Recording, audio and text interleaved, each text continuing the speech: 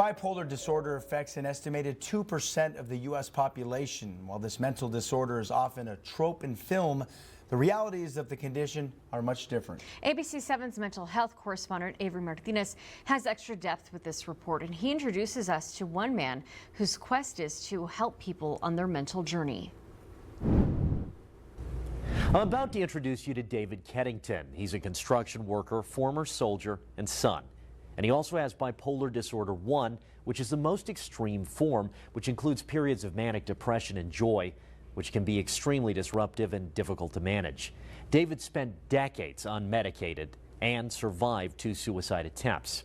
His memoir, Just One, is a guide for finding a way to manage mental health, and he tells me his journey started early. I wanted to make my parents happy and proud, but somehow I always missed the mark. Those of us with bipolar feel intensity, and normal frustrations would feel like World War II in a bipolar mind. As I got older, the aggression got worse. The depression got worse. On a normal day for a person, you're not thinking about cutting yourself. You're thinking about cutting yourself to stop the voices here. So he took a drastic step. When I said I was going to go in the Army, they were just baffled. Why? You don't like structure, Davey. The fact is that I needed that structure. It was good for me, and it was a purpose, and it was a distraction. Dave was happy, but an accident brought his military life to an end. It was devastating. And so depression just kicked in really bad. Next thing you know, I basically drank myself to death. His Army buddies found him, got medical help, and saved his life. And I don't want to be dramatic, but the happiest people in the world are the people that are just getting ready to kill themselves.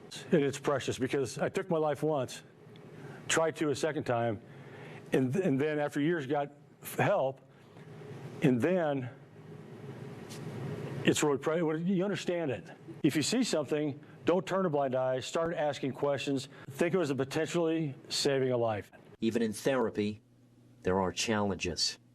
I think I called Deutscher and I kind of told him what was going on, and I said, I can't get out of this chair.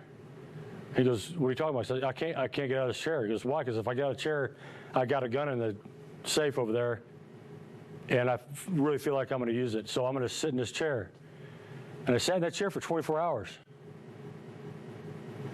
But the tools that you learn along the way kept me from getting out of the chair. That's what I needed to do right at that moment, was to sit in that chair. That's what I was supposed to do.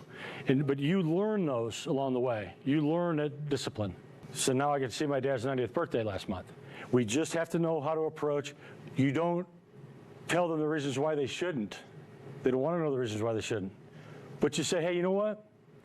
How about we look on the computer and let's see if we can make an appointment. I'll go with you.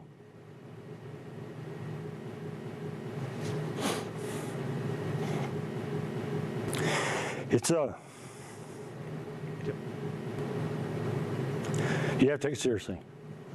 You may not catch every one of them. That may not be the real outlook, but we can sure save a lot. His life changed as he became more serious about treatment. You know, I paid $100 an hour for this guy to see me for many months